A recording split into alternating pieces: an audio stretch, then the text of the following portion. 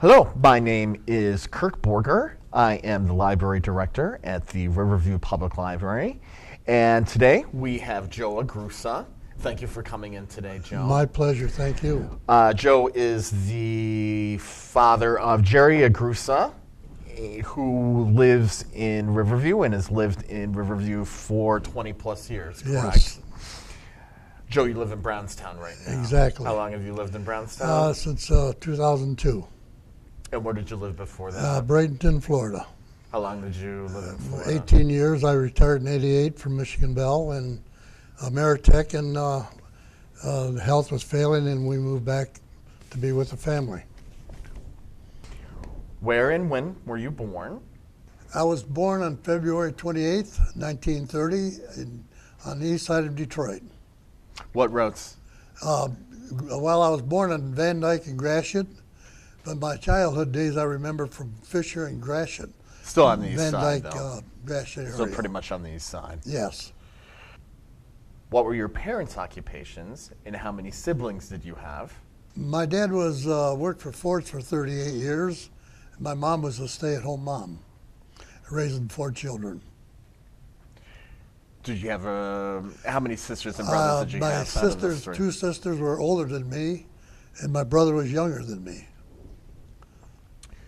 Did your parents immigrate? Yes, they immigrated in the early 1900s. From where? From Sicily, in Italy, and my mom had relatives here. She had a sister, and she come back and to be with her sister, and my dad had brothers here, and they met here and got married in Detroit. Oh, they met here in Yes. Detroit. They didn't meet in Sicily. Why did they choose? Because they had relatives here in Detroit, yes. and he got the job at Ford. What did he do at Ford? He worked in a press steel division. Ford that punch presses, fenders, and body parts. Did he work at a certain plant, or The Rouge. he worked at the Rouge? What high school did you attend? Eastern High School on Boulevard and not Vernon Highway, Charlevoix, I believe it was, Charlevoix Boulevard. And that, I remember in the wintertime we'd walk to school. Couldn't get 6 cents out of my mom to take the streetcar and a bus. And we'd walk all that way to and from. What year did you graduate? 47. You joined the military in 51. 51, I enlisted in the Navy. What did you do in those I worked at 3-4 years? Chrysler. My last factory job was Chrysler, but I didn't want to go back there. I didn't like the smell, so I drove truck for a few months until I enlisted in the Navy. You didn't like the smell. What Of was the wrong with the factory, smell? walking in that dead smell. Have you ever been in a factory? Yes, I have. It's been a long time. Kind of that metallic kind of Yeah. burnt smell. Did you get the job at Chrysler right out of high school? Yes. Were any of your family members in the military after your service? My brother was in the Army after I. After you from home. served. Mhm. What made you decide to enlist in the Navy? I didn't want to go to Korea to be shot at. Did you think you were going to be drafted? I knew I was going to be drafted. The draft was real close. I remember getting after I enlisted, I got my draft notice, and I had to go to Fort Wayne and show them that I had enlisted before I got my draft notice. Fort Wayne in Detroit, not Fort Wayne, Indiana, correct? Yeah, right. You enlisted in 1951. You chose the Navy. Right. Why did you choose? Well, okay, I got the idea that, yes, you didn't want to go to Korea, but still joining the Navy wasn't any guarantee that you wouldn't be going to Korea or serving there. No, but the only thing I could picture myself was being aboard a ship and not on the land. But I was fortunate enough to be kind of persuaded into going into Navy Air Corps. Become an Airedale, and I spent 4 years. In my 4 years, I was only aboard ship one time to have dinner with a friend of mine. And the rest of the time, we flew everywhere we went. You said kind of persuaded. Who persuaded you? Well, at Great Lakes, you go in with the psychologist and Navy officers, and they kind of run you over and find out what kind of feel you out what you want to do and what you want to be, and tell you the truth, I didn't know what I wanted to do and what I wanted to be. And when you say Great Lakes, where I know that's Illinois. in Chicago, that's in Chicago, and that's where Boot that was camp. kind of like the boot camp, exactly. When you entered the Navy, you didn't want to do, so you sit down with the psychologist and you sit down with some other people, and they kind of tell you what you're gonna do. Yeah, they ask you what I thought was stupid questions, but I guess they have a reason for asking. You know, I remember one of the questions, do you like girls? And I thought that was strange. But Well, there's a reason they ask yeah, that. oh sure. Well, especially then. I don't know if they ask that now. Yeah, I don't think they would. Yeah. What was a typical day like during basic training? What were the most difficult parts? Was there anything that you liked about it? Tell us a little bit about that. Well, there was a lot of schooling. Schooling in what? The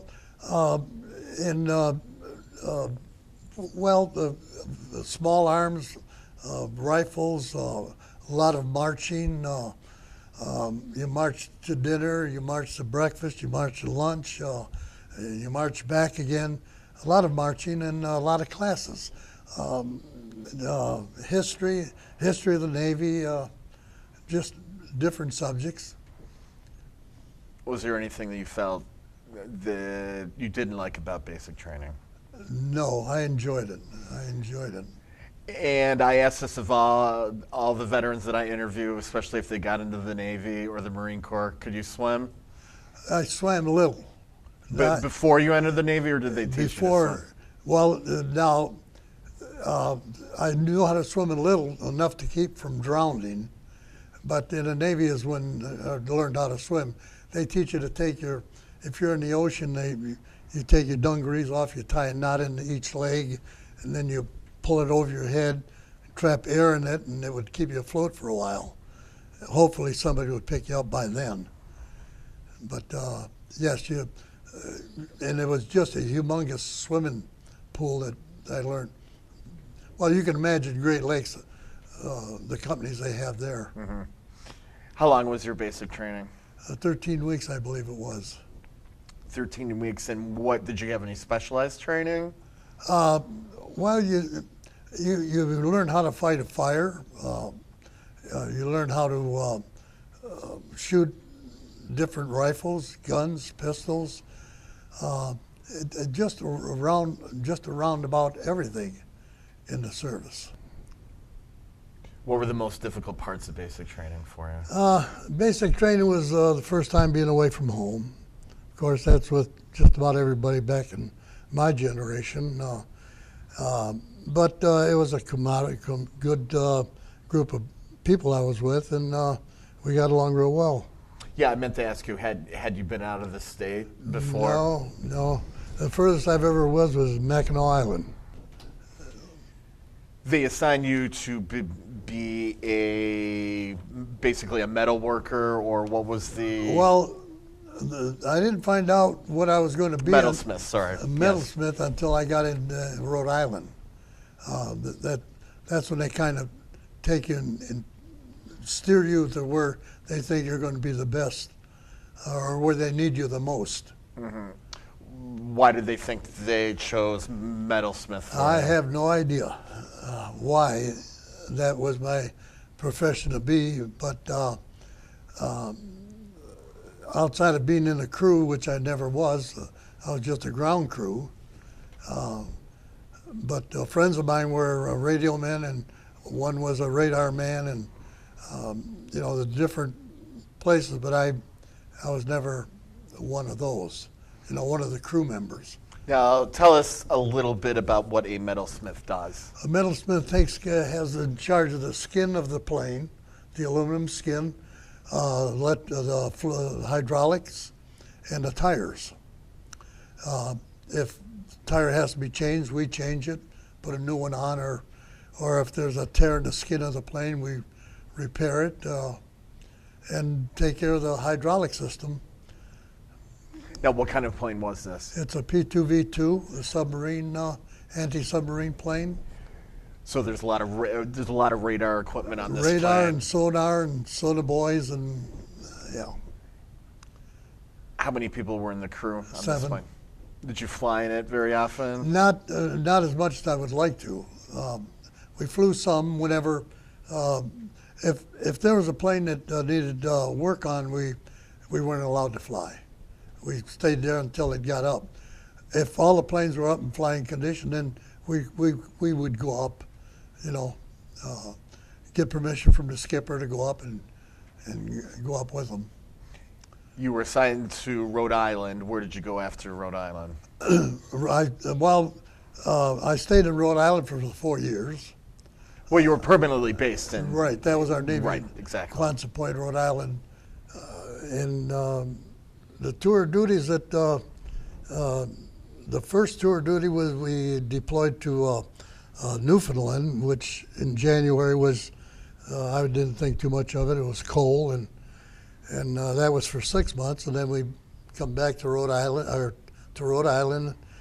and that's where I met my wife in '52, and decided to get married. But we were deploying to Iceland, the second tour of duty, and when that tour of duty was over, and that was 7 months long, and then we got married in '53, and I had my wife. I was lucky enough to have my wife with me in Rhode Island. And then the third tour of duty was in Morocco. And I served that tour of duty, and right after that, we come back home, and I was discharged in 1955. You met your wife in Rhode Island? No, I met my I'm wife sorry. here in I'm- Detroit. I was confused. Okay. My So wife you was- came back home. Yes, I come home. A friend of mine was getting married in Cleveland, and I stood up for his wedding. When I come home, my wife happened to be at my parents' home, and that's where I first saw her. And we started communicating with letters and phone calls, and I proposed to her over the phone. Where were you when you made that proposal? Well, I was in Rhode Island, back to the squadron, and she accepted, and we got married in August of '53. Did you get married in Detroit? No, or? we got married in St. Louis. And I was home I had 2 weeks leave, but I got a telegram cut my leave short a week. So we didn't have much of a honeymoon, but I took her back with me to Rhode Island until January. Why were you in St. Louis? I'm kind of confused. Well, with the she was from geography. St. Louis, my wife was. Oh, okay. And that's where we Okay. got married. Okay, so I met my wife- your wife was in town for. Just visiting my parents. Oh, okay. All right. That's okay. Now I'm set straight on that. What was it like in Newfoundland? Newfoundland, I didn't think too much of it. It just, I don't know, the people were different than, I would say, the Americans, what I was used to. Iceland was the same, maybe a little worse. I didn't enjoy those tours at all. Because of the weather or Well, because of the people? yeah, Both? Well, we deployed in January for 6 months, and it was cold. Newfoundland was cold. Iceland was colder. And I've always liked the heat. And when when we went to Morocco, it was a thrill of a life. Just nice warm weather. The people were real friendly. We got more liberty in Morocco than in Newfoundland or Iceland. Well, I'm imagining there's more to do in Morocco than there is in yeah, Newfoundland yeah. and Iceland.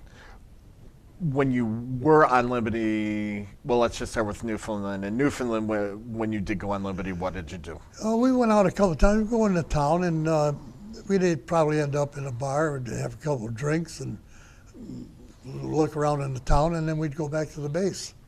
So not a lot of interaction with No. the local And people. same as Iceland. There wasn't that much interaction there either. Well, there's not a lot of people there in either Exactly, place yeah, either. yeah.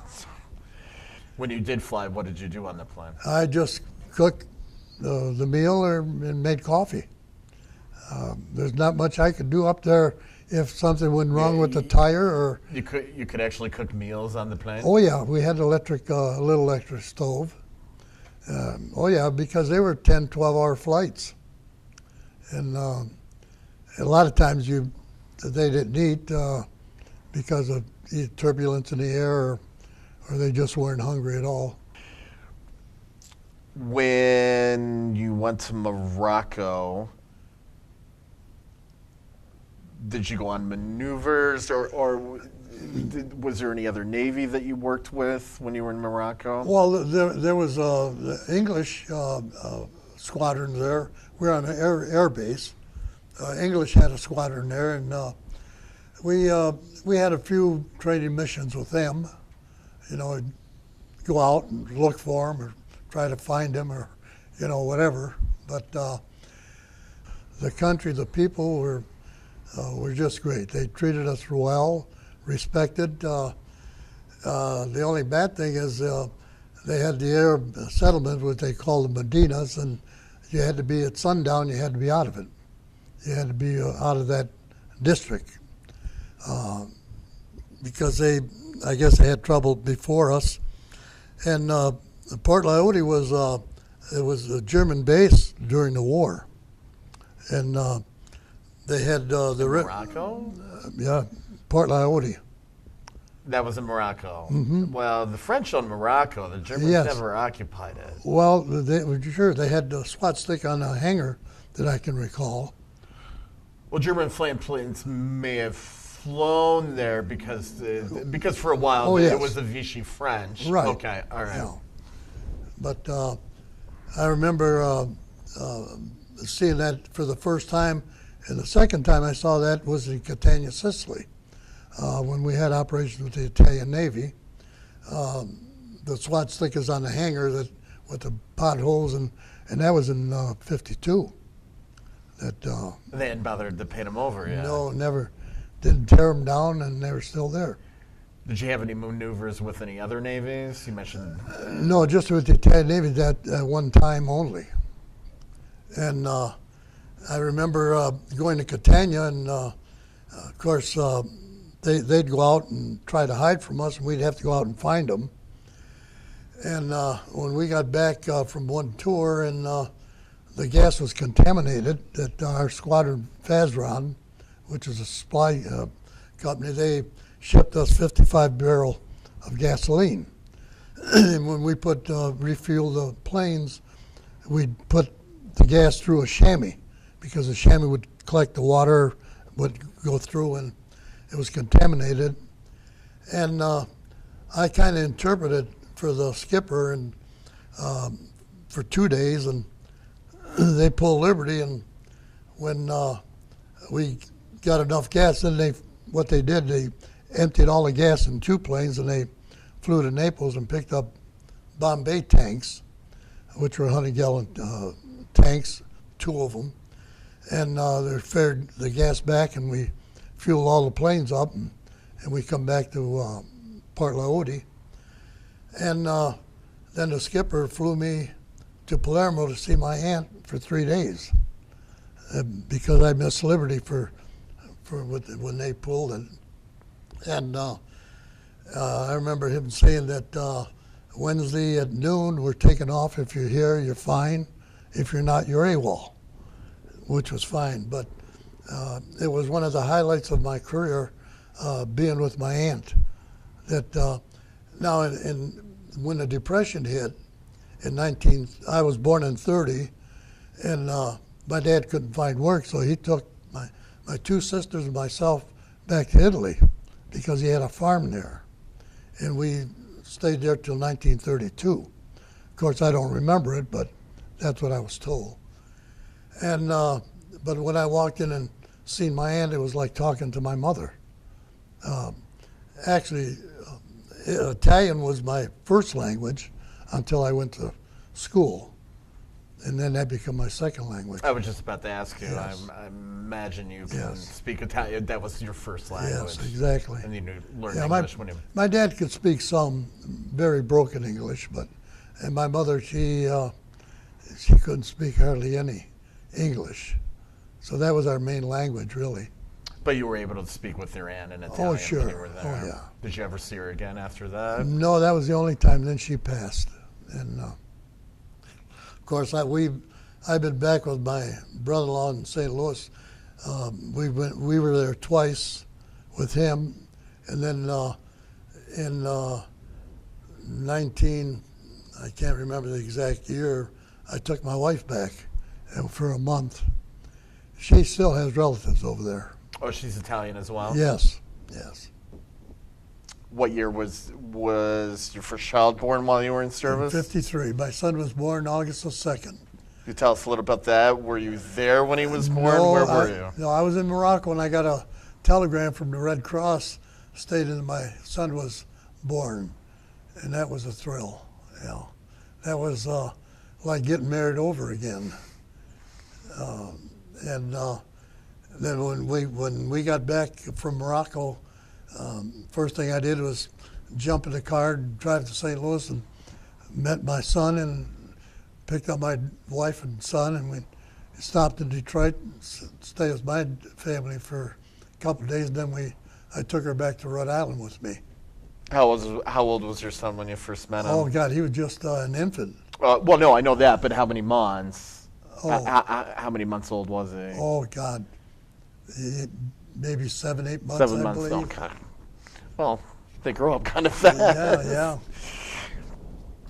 Do you have any other children? My daughter's still living with me. She's single, never been married. How did you stay in contact with your friends and family while you were overseas? Well, the Saturday was a phone call day, and I'd call my parents and speak 15, 20 minutes, and then I'd call my wife. But I was kind of fortunate because when I had the chance, I would always take her back with me to Rhode Island.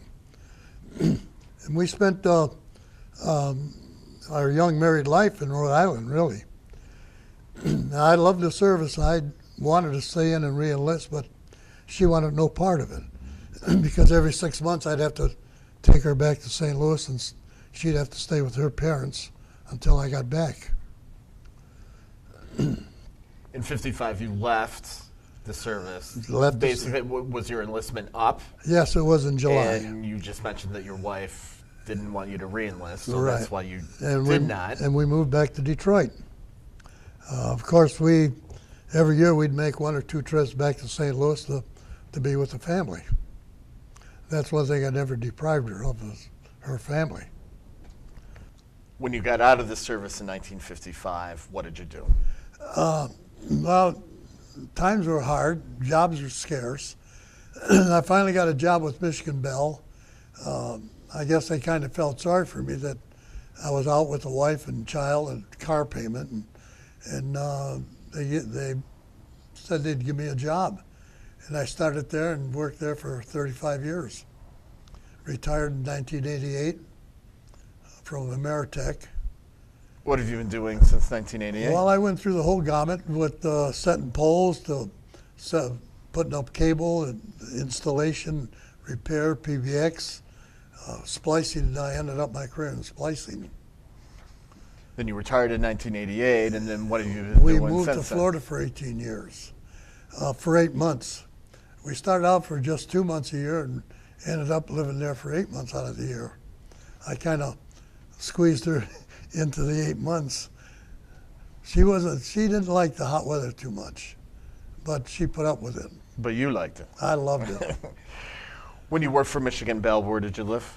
I lived in Dearborn with my parents when I got out of the service. Right. And then we bought our first home in Ellen Park on Beatrice, and that was on Southfield and Ellen Road. Oh, There's okay. Maury's Bar on the corner there. Mhm. That was our first home, and we lived there for,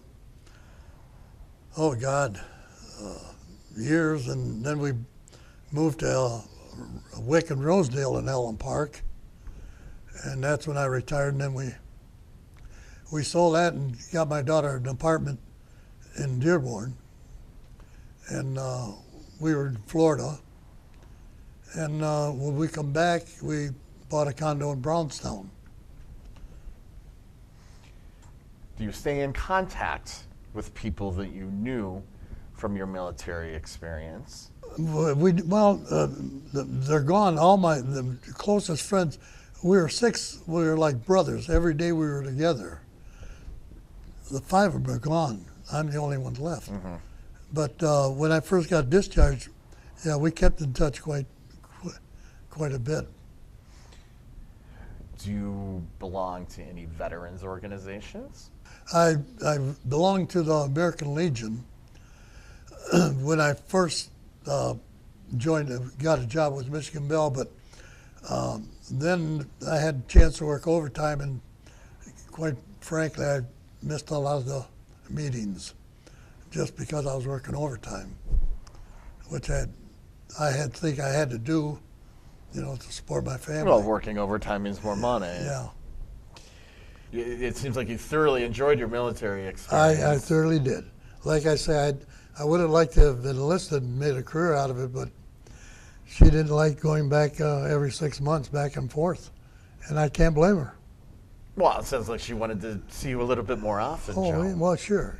Well, and I hope that you wanted to see her a Oh, little bit God, more yes, often. yes, yeah.